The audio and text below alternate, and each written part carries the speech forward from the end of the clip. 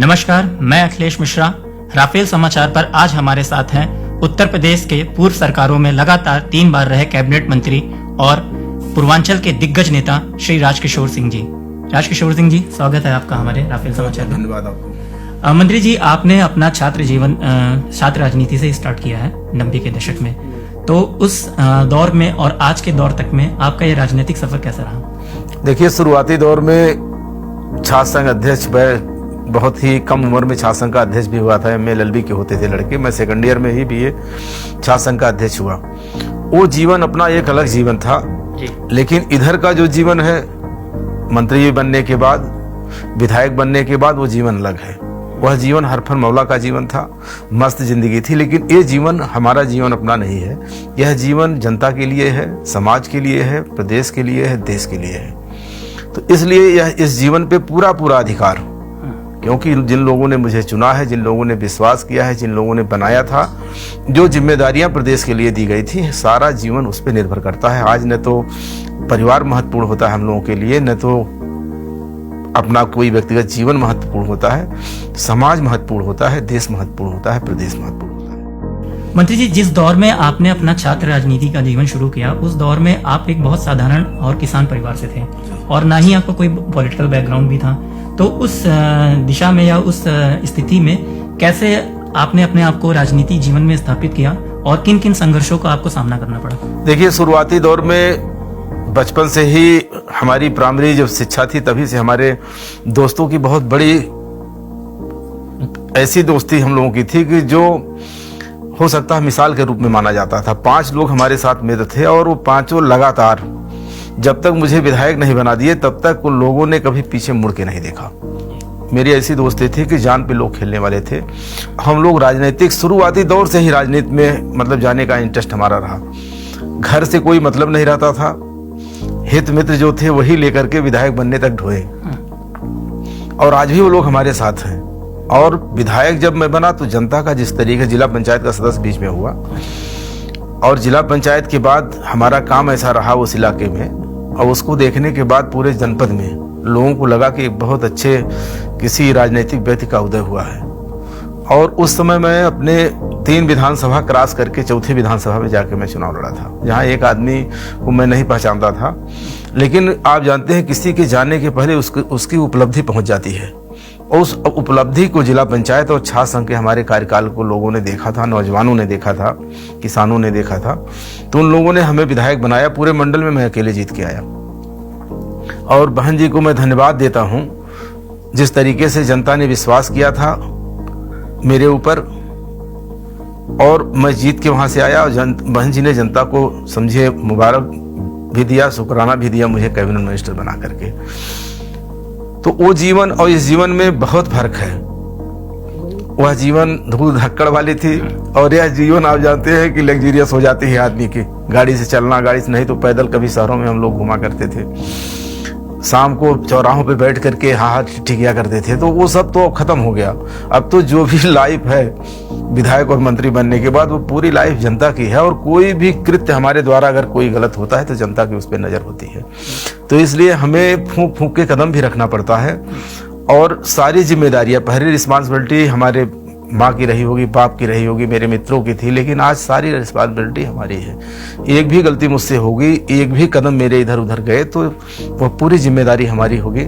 और जनता पूरी तरीके से लगातार देखती रहती है।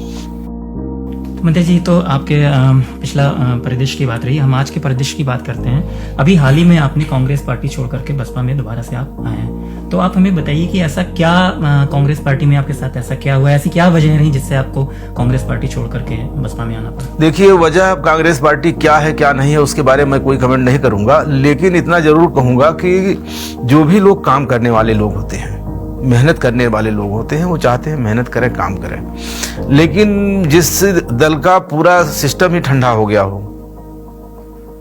वहां काम का न तो कोई मूल्यांकन है, न कोई काम चाहता। जो लोग हैं वो अपने में मस्त हैं, केवल वो दिखाने में कि मीडिया में आकर 2 शब्द बोल दें और दिखा दें। तो इससे काम नहीं चलता है। काम जमीन पे होता है, और जमीन पे करने वाला आज के डेट में हमको लगता है कोई नहीं है।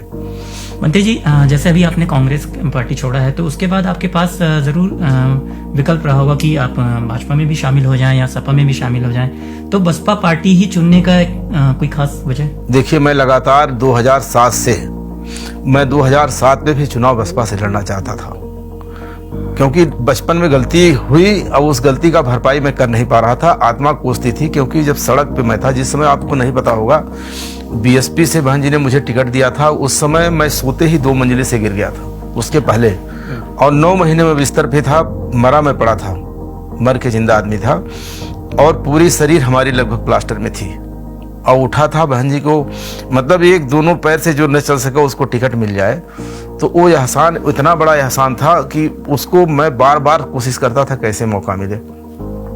लोकसभा में भी मैं प्रयास कर रहा था कि, लेकिन संजोग से नहीं मौका मिला, मुझे लड़ना पड़ा वहाँ से।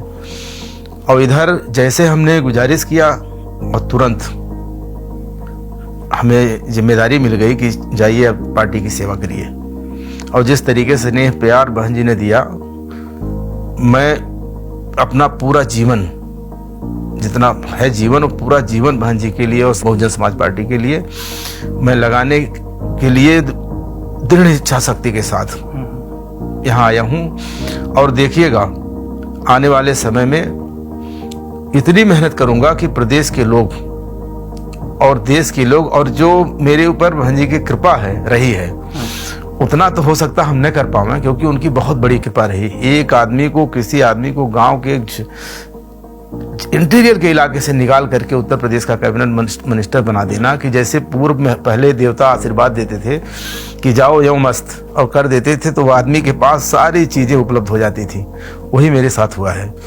तो मैं बहन जी को हृदय से धन्यवाद भी दूंगा, और आपके चैनल के माध्यम से मैं विश्वास भी दिलाऊंगा बहन जी को और प्रदेश के समस्त बहुजन समाज पार्टी के वर्करों को, साथियों को, कि हमारे शरीर का एक एक कतरा अगर न्यौछावर हो बहुजन समाज पार्टी के लिए, तो मैं गौरवान्वित महसूस करूंगा। बहुत अद्भुत बात बताई आपने। मंत्री जी, अभी आप चूंकि कांग्रेस पार्टी से ही होके आए हैं, तो एक चीज हम आपसे ये जानना चाहेंगे कि केंद्र में मुख्य विपक्षी दल इस समय कांग्रेस पार्टी है, और आपको क्या ऐसा लगता है कि सत्ता का जो विपक्ष या जो विरोध जिस तरीके से करना चाहिए कांग्रेस पार्टी कर नहीं पा रही, या उसको करने नहीं दिया जा रहा है? क्या लगता है आपको? देखिए, जनता ने जिसको जनादेश दिया है, और वह भी फुल फ्लेश जनादेश दे दिया है, तो जिसको फुल फ्लेश जनादेश मिल जाता है, वो जनता का फिक्र करे न करे, कोई विपक्ष में रहे, वो बोलना चाहे चाहे न बोलना चाहे, जो चाहती है सरकार वही करती है। तो इस पे मैं कोई कमेंट इसलिए नहीं करूंगा कि मुझे ये पूरा भरोसा है, जिस दिन उत्तर प्रदेश में बहुजन समाज पार्टी की सरकार बनी, उस दिन आप देखेंगे कि पूरे देश के अंदर एक एक मुद्दे पे, एक एक चीजों पे पूरी तरीके से जमकर मुकाबला अगर कोई करेगा प्रदेश के लिए, देश के लिए, तो बहुजन समाज पार्टी करेगी और माननीय बहन जी करेंगी। मंत्री जी, जिस तरह के जब से भाजपा की प्रदेश में सरकार बनी है, और आपके भी क्षेत्र में, विधानसभा क्षेत्र में या बस्ती जिले में भाजपा का ही प्रतिनिधि चुना गया है, तो तब से आपको क्या लगता है कि आपके क्षेत्र और बस्ती जिले में जो विकास कार्य था वो धीरे हो गया है, या रुक सा गया है, या जिस हिसाब से होना चाहिए था, जिस गति से होना चाहिए था, उस गति से नहीं हो पा रहा है? क्या कहेंगे इसमें? अब हमको ये नहीं पता है कि कुदरत इनके ऊपर मेहरबान है कि कभी मंदिर का मुद्दा आ जाता है जी, कभी हिंदू मुस्लिम का मुद्दा आ जाता है, कभी अब देखिए इस समय कोरोना का मुद्दा आ गया। हाँ। तो ऐसे मुद्दे इनको मिलते रहते हैं जिसपे ये अपना काम चला लेते हैं। लेकिन विकास का काम, क्योंकि ऊपर वाला वही मंजूर हो उसको, विकास कार्य तो बहन जी करती है। उत्तर प्रदेश को आप देखिए, मॉडल उत्तर प्रदेश का, उत्तर प्रदेश में अगर किसी ने काम किया, और उत्तर प्रदेश में आज अपराधी 1-2 मारे जाते हैं तो पूरा कोहराम मच जाता है। बहन जी का जमाना था, कोई अपराधी उत्तर प्रदेश से अपराध मुक्त हो गया था, अपराधी कहाँ भग गए कुछ पता नहीं था। तो ये तो यही 2-3 चीजें हैं जो मीडिया के माध्यमों से आप देखते हैं चैनलों पे, केवल यही विकास कार्य है। तो भाई हम भी तारीफ करते हैं विकास कार्य का, लेकिन हमें पूरा भरोसा है कि आने वाले समय में इस प्रदेश का अगर कोई कल्याण कर सकता है, अगर हिंदू मुस्लिम सिख ईसाई को कोई साथ ले करके चल सकता है, तो केवल उत्तर इस देश में आज के डेट में अगर कोई है तो बहन जी हैं। जी, जैसे कि इस साल के अंत तक बिहार में इलेक्शन हो जाएंगे, और बिहार के इलेक्शन होते बाद ही उत्तर प्रदेश भी चुनावी मूड में आ जाएगा 2022 की शुरुआत में जो होने वाला है। तो आपका और आपकी पार्टी का 2022 के जो चुनाव होंगे उसमें मुख्य मुद्दा क्या होगा? देखिए, मुद्दा तो तय आप जानते हैं नेता करते हैं, जो मुद्दा सरकार हमारी तय होगी, और कोई मुद्दा हमारा केवल ऐसे नहीं तय हो जाता है। बहुजन समाज पार्टी का मैं रहा हूँ, आप देखेंगे तमाम तरीके से बहन जी जन्मी चीज़ों को सर्वे कराती हैं, नीचे से ऊपर तक कार्यकर्ताओं के माध्यम से, अपने तमाम संगठनों के माध्यम से, कि किन चीज़ों जन्मी चीज़ें क्या ज़रूरत है उत्तर प्रदेश के किसान को, उत्तर प्रदेश के नौजवान को, उत्तर प्रदेश के दलित को, उत्तर प्रदेश के अगली जात को, पिछड़ी जात को, सारे लोगों को किस चीज़ की आवश्यकता होती है, उस चीज़ों को रैंडम बना करके आप जानते हैं अपना चुनावी घोषणा आदमी करता है। तो अगली बार इनका जो चुनावी घोषणा था आप देखे होंगे, लगातार धुआंधार पूरा हुआ, लेकिन कभी कभी बदलाव जो होता है तमाम जो परिवर्तन कर रहा है, और केवल उसी चीज को लेकर के, जिस चीज को, जो मुद्दा हम बना करके आते हैं मैदान में, लोग, हमको लगता है वो सारी चीजें बहुत अच्छी है और अच्छी हो भी रही थी, लेकिन लोगों को स्वाद बदलने का कभी कभी जनता को भी इच्छा कह देती है कि इनको ये कभी नहीं आए, एक बार आ जाए तो देख ले। सही। तो देखने में बहुत बड़ी चूक हुई और उत्तर प्रदेश बहुत पीछे चला गया।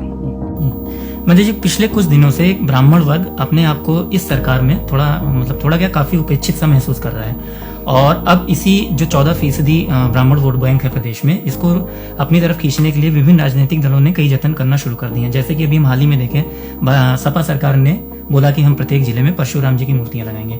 तो क्या कुछ ऐसा ब्राह्मण वोटरों को अपनी तरफ खींचने के लिए आपके भी पार्टी में ऐसा कुछ करने का विचार चल रहा है, या ऐसा कुछ करने का? देखिए, उनके पास कोई मुद्दा तो है नहीं, और अगली बार आप देखे होंगे जब 2007 में सरकार बनी थी, 2007 में ब्राह्मण बहुत बड़े पैमाने पे बहन जी के साथ खड़ा रहा, और उनको लगा भी, चाहे कैबिनेट, चाहे मंत्री का मामला रहा हो, चाहे विधानसभा में टिकटों का मामला हो, चाहे क्षेत्र में कामों का मामला रहा हो, चाहे सबके तरक्की का मामला रहा हो, आप देखे होंगे ब्राह्मण बहुत बड़े पैमाने पे अगर किसी को लाइक करता है आज के डेट में भी, और हम लोग गाँव में रहते हैं, और गाँव में अगर किसी का उदाहरण देता है, चाहे ब्राह्मण हो, चाहे क्षत्रिय हो, चाहे जो भी हो, लेकिन आप पर्टिकुलर ब्राह्मण की बात कर रहे हैं, तो ब्राह्मण बुद्धिमान कौम है, और आज भी वो अपने आप को ठगा महसूस कर रहा है, और पूरी तरीके से जानता है कि उत्तर प्रदेश में अगर किसी ने ब्राह्मण की जात की, अगर किसी ने तारीफ किया है, किसी ने काम किया है, तो केवल उत्तर प्रदेश की पूर्व मुख्यमंत्री आदरणीय बहन कुमारी मायावती जी ने किया है। जी पंडित जी, अगला क्वेश्चन मेरा मीडिया के परिदृश्य को लेकर के है। जैसा कि देश में और प्रदेश में और बड़े बड़े कई पत्रकार भी कहने लग गए हैं कि वर्तमान जो परिदृश्य चल रहा है, इसमें एक तरीके से मीडिया संस्थानों के लिए इसे अप्रत्यक्ष रूप से इमरजेंसी जैसा माहौल खड़ा कर दिया गया है। जैसे कि कोई भी पत्रकार या कोई भी मीडिया संस्थान सरकार के अगेंस्ट में या सरकार के बारे में कोई भी खबर दिखाती है और वो सरकार को नहीं सूट होती है, तो वो उसके ऊपर विभिन्न तरीके से कार्रवाई करता है। क्या कहना चाहेंगे आप इसके बारे में? देखिए, मैंने पहले कहा हाई प्रोफाइल जमाना हो गया है, तो अब हाई फाई प्रोफाइल का जमाना अगर हो गया है, तो मीडिया भी उसी हिसाब से रहना चाहती है, और संजोग से कोई भी आदमी जब सारे पावर किसी एक व्यक्ति के हाथ में आ जाएंगे तो निरंकुश स्वाभाविक है होना, लेकिन यह जिम्मेदारी मीडिया की है। अगर कोई निरंकुश हो जाए, कोई सरकार निरंकुश हो जाए, कोई व्यक्ति निरंकुश हो जाए, तो मीडिया की जिम्मेदारी, एक चौथा खंभा है देश का मीडिया, पांव है चौथा मीडिया देश का, तो मीडिया की अपनी जिम्मेदारियां हैं। कभी अगर मीडिया झुक करके काम करेगी, अगर कभी मीडिया किसी के बहकाव में आकर के काम करेगी या अपने व्यक्तिगत सोच के लिए काम करेगी, तो वो मीडिया कहाँ है? मीडिया के लोग आज भी, ऐसा नहीं है कि मीडिया के लोग नहीं हैं, आज भी मीडिया के लोग न रहे तो हमें पूरा भरोसा है कि उत्तर प्रदेश बहुत बुरी तरीके से जंगल राज में चला जाएगा और लोग तबाह हो जाएंगे। तो मीडिया को तो मैं धन्यवाद दूंगा कि मीडिया के लोगों ने आज भी, ऐसा नहीं है कि मीडिया आज बहुत ठीक है, 100% नहीं, 90% मीडिया भी का भी रोल है सरकार में, लोगों के विकास में, लोगों के तकलीफ में, लोगों की तरक्की में मीडिया का बहुत बड़ा योगदान है। जहां सरकार नहीं पहुंचती वहां के मीडिया के लोग पहुंचते हैं। वो खबर हमें बुरी लगती है जो हमारे पक्ष की नहीं होती, लेकिन वो खबर, जिस खबर पे हम भी नहीं जा पाते और उसे मीडिया उजागर करके लाती है, तो हम उसको, मीडिया को धन्यवाद देते हैं। तो मीडिया अगर नहीं रहेगी, मीडिया अगर कहीं किसी दबाव में आ जाएगी, तो देश बहुत पीछे चला जाएगा। इसलिए बहुत अच्छी बात आपने बताई कि मीडिया चौथा स्तंभ है, और हम भी उसी चौथा स्तंभ का पूरा निर्वहन करने की कोशिश करेंगे। और आपसे, आपका क्या संदेश होगा हमारे राफेल समाचार के लिए? देखिए, आप मुझसे इंटरव्यू लेने आए हैं और आपने तमाम चीज़ें हमसे पूछा भी, और इसी आपके चैनल के माध्यम से हम प्रदेश के लोगों को भी अपनी बात रखने का आपने मुझे मौका भी दिया, बहुजन समाज पार्टी के बारे में कहने का दिया। तो मैं अपनी तरफ से और पूरे उत्तर प्रदेश के तमाम नौजवानों, किसानों, बहुजन समाज पार्टी के साथियों की तरफ से, बहन जी की भी तरफ से आपके चैनल को और आपको मैं हृदय से धन्यवाद भी देता हूं। और चैनल के लिए मैं कामना करता हूं कि आपका चैनल आने वाले समय में, अभी आज उत्तर प्रदेश में आप हैं, आने वाले समय में देश और अंतर्राष्ट्रीय स्तर पे आपके चैनल का नाम हो, ये हमारी शुभकामना है। और ज़रूर निश्चित जान लीजिए, बहुजन के लोगों का अगर शुभकामना मिलेगा, क्योंकि इसमें तमाम दबे कुचले सारे साथी का हृदय का पिरोया चीज़ होता है, तो आपका चैनल बहुत आगे जाएगा। बंटी जी, बहुत बहुत धन्यवाद आपका। आपने हमारे राफेल समाचार को इतना समय दिया और सभी प्रश्नों का बहुत ही बेबाकी से जवाब दिया, इसके लिए बहुत बहुत आपका धन्यवाद।